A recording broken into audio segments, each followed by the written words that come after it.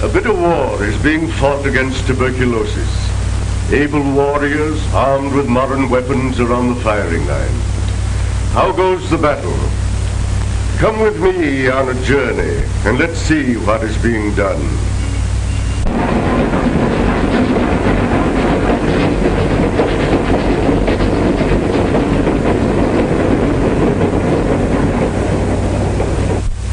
First to Washington to get a few facts. In this building is the Census Bureau, where Uncle Sam keeps his health record books. There is a card here for each of us, telling when we were born, when married, what we die of, and many other facts. Ingenious machines sort these cards so that statistics may be compiled from them. Imagine all the people in the United States divided into groups of 100,000 each. Here is one such group. This Grecian urn represents 50 deaths from tuberculosis. In 1910, there were about 150 deaths from tuberculosis for each 100,000 persons. We need 3 urns in this row. 10 years later, there were 100 deaths per 100,000 persons, 2 urns. And in 1935, about 50, only 1 urn. Death rate cut to 1/3 of what it was 25 years ago. What a retreat.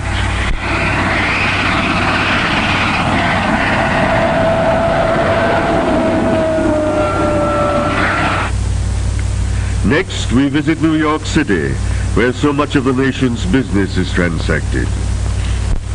In New York, the headquarters of the National Tuberculosis Association. Its network of state, county, and city associations covers the country, including our territories and possessions. The whole enterprise is financed by the sale of tuberculosis Christmas seals, which you buy each year. Renowned artists create a new design for the seal each year. Here is Rockwell Kent at work on one. The local tuberculosis associations send them out to you and me. In some places, the Scouts or other organizations lend a hand. Every seal carries a message of hope and cheer. With the money, these associations keep up the fight through education of the people by the printed word, pamphlets, posters, the newspaper, exhibits, radio. Education of the people and through them of the state is the first and greatest need in the prevention of tuberculosis. These were the words of Edward Livingston Trudeau, our first president, when in 1905 he charted the course of the National Tuberculosis Association. Let's go next to Saranac Lake and the beautiful Adirondacks which Dr. Trudeau loves so well.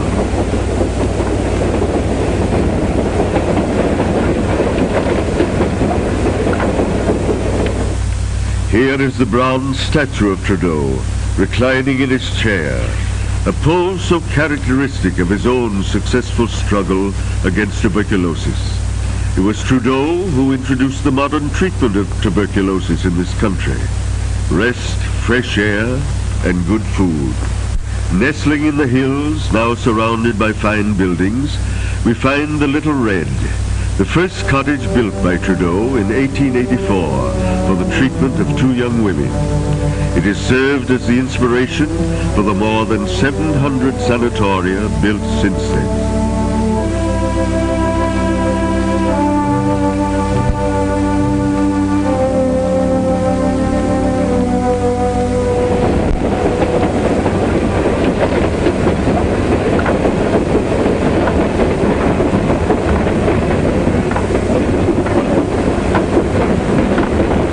Let's have a look at one of these sanatoria, or tuberculosis hospitals as they are called today.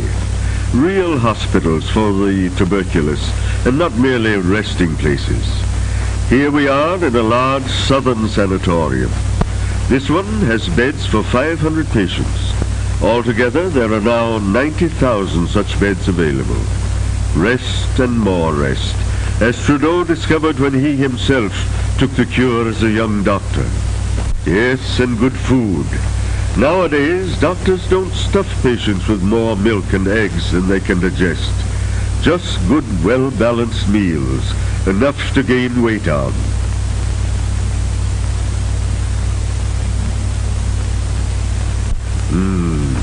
Smell those delicious loaves. New ways of resting the lung have been developed. This patient is getting pneumothorax treatment. Air is let into the chest cavity, and that rests the lung so that it can heal. When the diseased lung is fully healed, it is allowed to expand again. A lifesaver for many. Each patient is helped to find his place in the workaday world when he leaves the sanatorium. Here's a class in typewriting.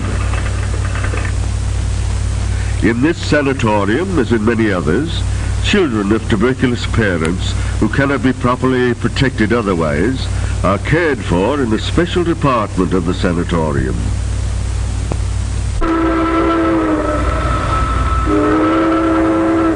Finding the cases of tuberculosis is a very important job. Not only the specialist, but the family doctor too is constantly on the alert, knowing that tuberculosis may disguise itself as some other disease.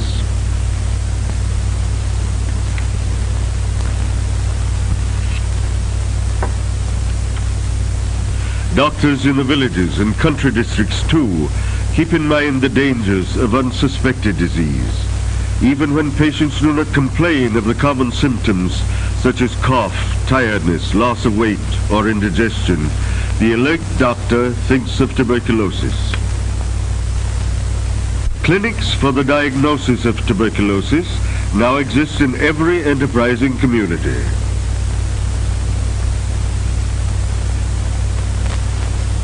Specialists are in charge and X-ray service is at hand.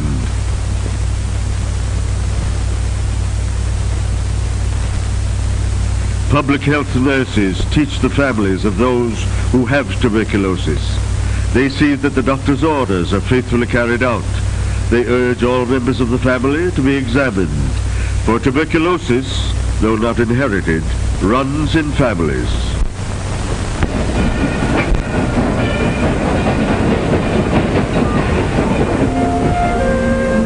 What about the thousands of people in out-of-the-way places? Let's see how they do it in the Bayou country.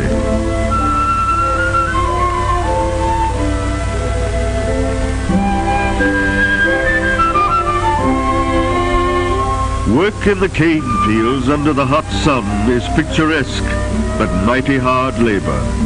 These sections are not well equipped with clinics or X-ray apparatus, so necessary to discover tuberculosis. Very well, says the health department. If people cannot come to the doctor and all he needs will go to the people. Here is an auto trailer, expertly designed, which carries complete equipment for making diagnoses in the modern manner. A doctor and nurse go with the outfit. Advance arrangements are made with the doctors and local health departments so that all who should be examined will be on hand when the trailer comes. Here we are arriving on the public square, alongside the courthouse and ready for business. Quietly and efficiently the work is carried on by skilled workers. The family doctor gets the report of the X-ray examination of his patient. Inside the trailer, everything is snug and shipshape. It looks compact, doesn't it? But there's space enough to do the job well. The dressing room is just a corner, screened off by a curtain.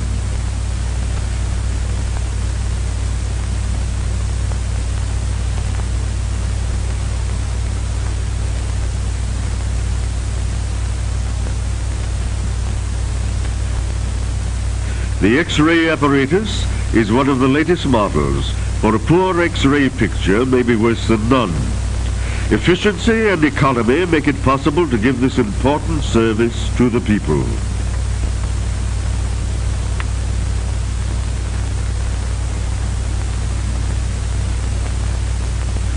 Snap all over. The plate is removed, later to be developed in the dark room, And in a moment, the next patient will go through the same steps. Inside the courthouse, or sometimes a school or church, the doctor makes the rest of the examination, gets the history of the patient, and consults with the local doctor about the patient. Then on their way again, to the next town, up and down throughout the state.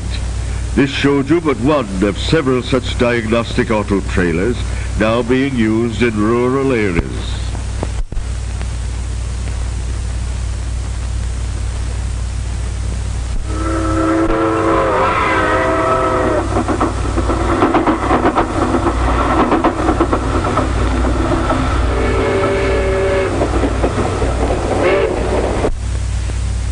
Now we are in a large Midwestern university.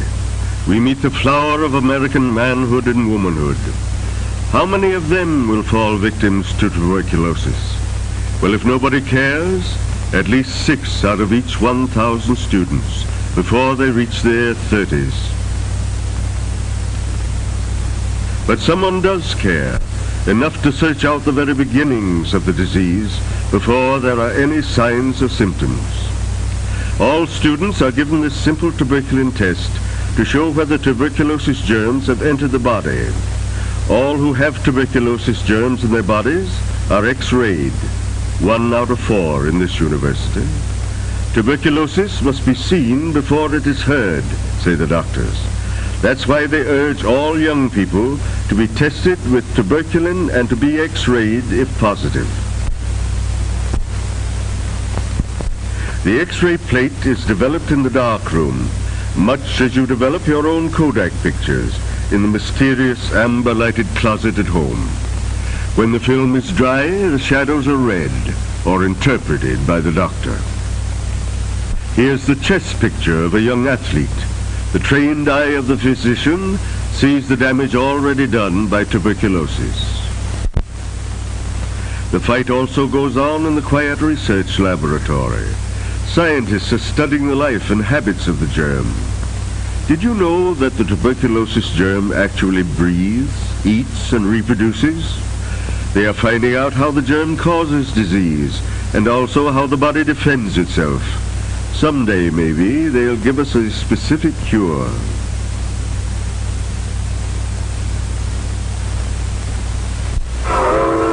But don't exult yet.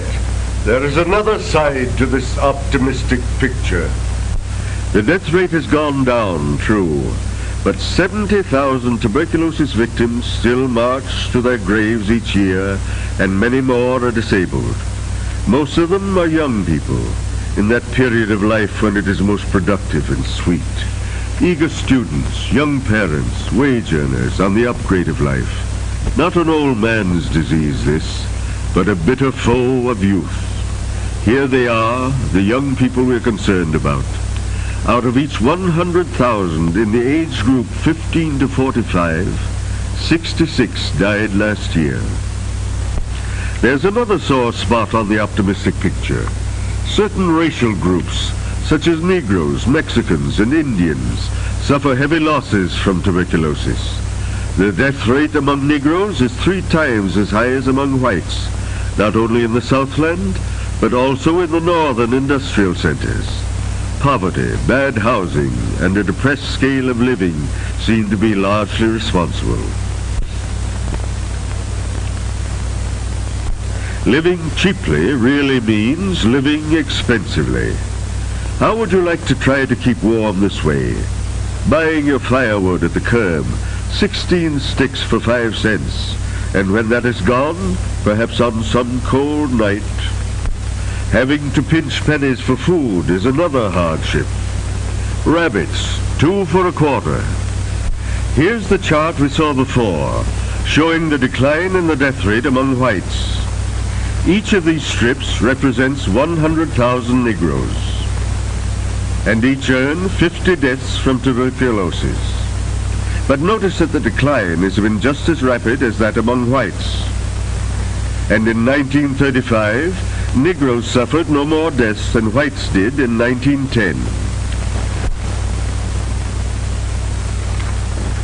There's a lag, but the trend is hopeful.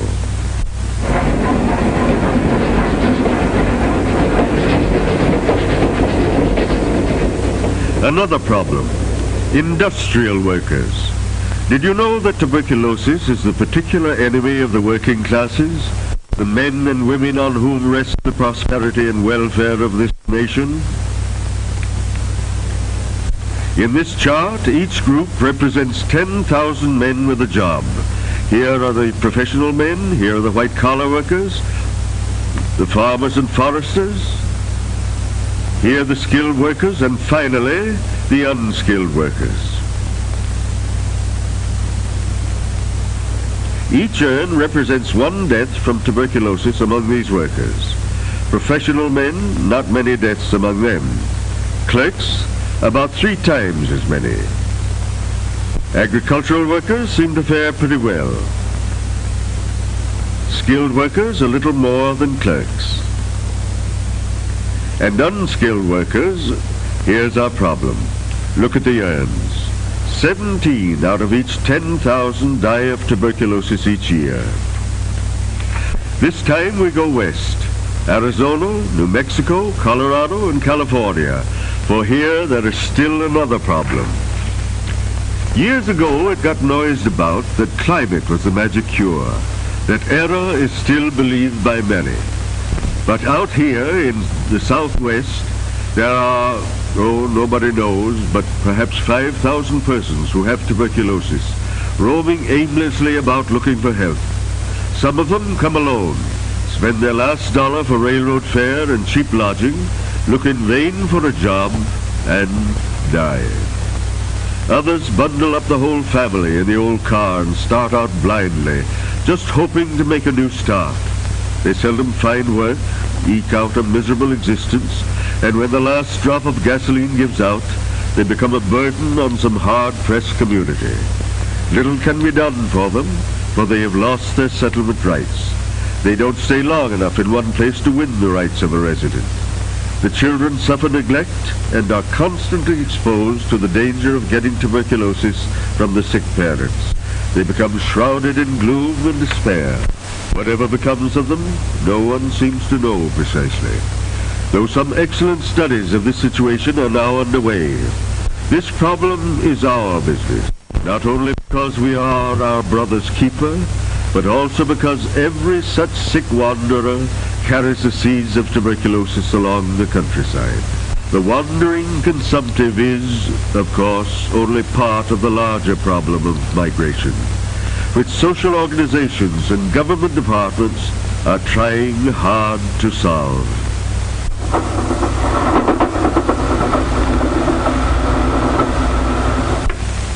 Home again. Best part of the journey. But do you know that we are still on the front line? For tuberculosis threatens every doorstep.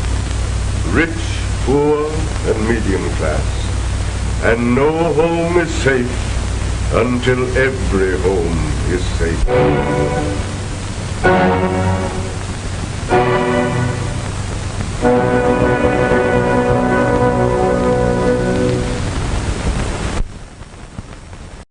In New York, the headquarters of the National Tuberculosis Association.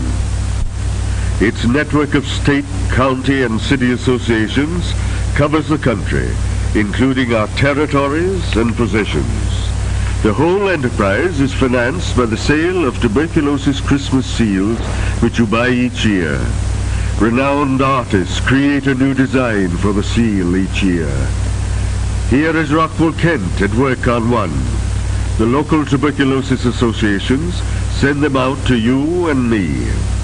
In some places, the Scouts or other organizations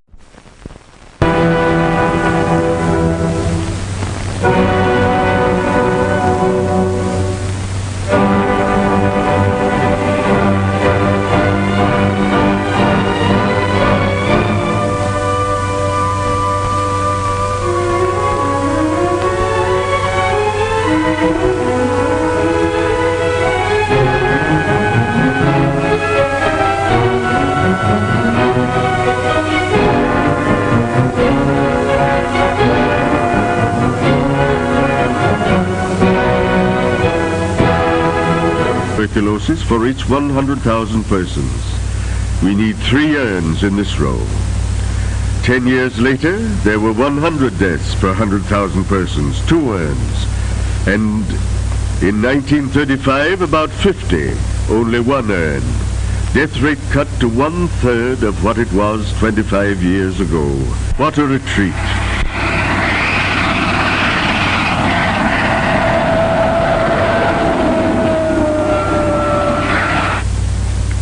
Next, we visit New York City, where so much of the nation's business is transacted. Bureau, where Uncle Sam keeps his health record books. There is a card here for each of us, telling when we were born, when married, what we die of, and many other facts. Ingenious machines sort these cards so that statistics may be compiled from them. Imagine all the people in the United States divided into groups of 100,000 each. Here is one such group. This Grecian urn represents 50 deaths from tuberculosis. In 1910, there were about 150 deaths from tuberculosis. All over this broad land of ours, a bit of war is being fought against tuberculosis. Able warriors, armed with modern weapons, are on the firing line. How goes the battle? Come with me on a journey, and let's see what is being done.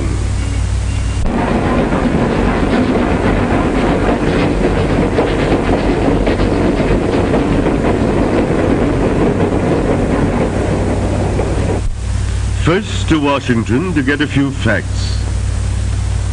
In this building is the Census